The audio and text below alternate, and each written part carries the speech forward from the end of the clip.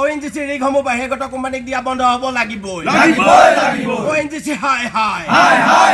ONGC হাই হাই ONGC ৰিগসমূহ বহিৰাগত কোম্পানীক দিয়া বন্ধ হ'ব লাগিবই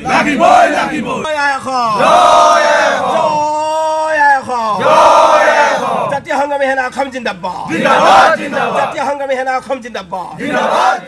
তেল আমাৰ যেতিয়া অধিকাৰ প্ৰথম আমাৰ হ'ব লাগিব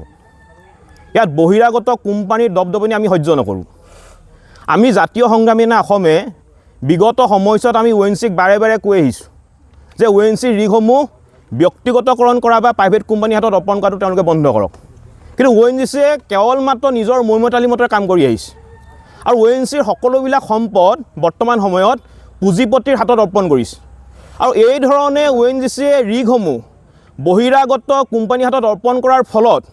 ONGCত অসমীয়া নিবনুৱাৰ নিযুক্তি সংখ্যা কমি আহিছে আৰু ONGCয়ে 65 বছৰীয়া তেওঁলোকৰ যি অভিজ্ঞতা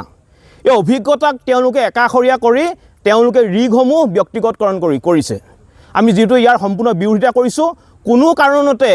ৰিগসমূহ প্ৰাইভেট কোম্পানীৰ হাতত অৰ্পণ কৰা বা ব্যক্তিগতকৰণ কৰাটো আমি মানি ল'ব নোৱাৰোঁ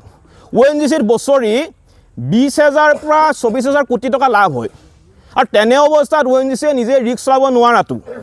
বা আপোনাৰ নিজে ৰিক্স চলাব নোৱাৰাটো বা অসমীয়া নিবনুৱা যুৱক যুৱতীক সংস্থাপন দিব নোৱাৰাটো কেনেকুৱা কথা গতিকে এই ধৰণৰ কথা বতৰা আমি কোনো কাৰণতে মানি ল'ব নোৱাৰোঁ আপোনালোকে মন কৰিব যে 1991 চনত ONGCত 12,735 জন অসমীয়া কৰ্মচাৰী নিযুক্তি হৈ আছিল আৰু বৰ্তমান সময়ত ONGCত অসমীয়া কৰ্মচাৰীৰ সংখ্যা আছে মাত্ৰ 2400 জন তাৰ মানে ONGCয়ে লাহে লাহে গোটেই সম্পদবিলাক ব্যক্তিগতকৰণ কৰি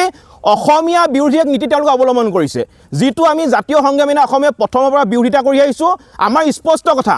যদি ONGCয়ে ৰিগসমূহ নিজে চলাব নোৱাৰে যদি ONGCয়ে ৰিগসমূহ নিজে চলাব পৰা ক্ষমতা নাই তেতিয়াহ'লে ONGCয়ে অসম এৰি গুচি যাবগৈ পাৰে আৰু এই ধৰণে আমাৰ অসমৰ অসমীয়া মানুহৰ সম্পদসমূহ অসমীয়া জাতিৰ সম্পদসমূহ এই ধৰণে কিন্তু আমি লুণ্ঠন কৰি থাকিবলৈ আমি দিব নোৱাৰোঁ আপোনালোকে নিশ্চয় জানে যে দুদিনমানৰ আগতে ভটিয়াপাৰত এটা আপোনাৰ ডাঙৰ দুৰ্ঘটনা সংঘটিত হৈছিলে কি কাৰণে সংঘটিত হৈছিলে যে ONGCয়ে ৰিগসমূহ ব্যক্তিগতকৰণ কৰা বা প্ৰাইভেট কোম্পানীৰ হাতত অৰ্পণ কৰাৰ কাৰণে ভটিয়াপাৰত এটা দুৰ্ঘটনা সংঘটিত হ'ল আৰু এই ধৰণে প্ৰাইভেট কোম্পানীৰ হাতত ৰিগসমূহ গতাই দিয়াৰ ফলত ভৱিষ্যতে যে ভটিয়াপাৰৰ ঘটনা সংঘটিত নহ'ব কি মানে আছে গতিকে আমাৰ স্পষ্ট দাবী কোনো কাৰণতে ONGCয়ে ৰিগসমূহ ব্যক্তিগতকৰণ কৰিব নোৱাৰিব প্ৰাইভেট কোম্পানীৰ হাতত দিব নোৱাৰিব ইয়া বন্ধ কৰক অন্যথা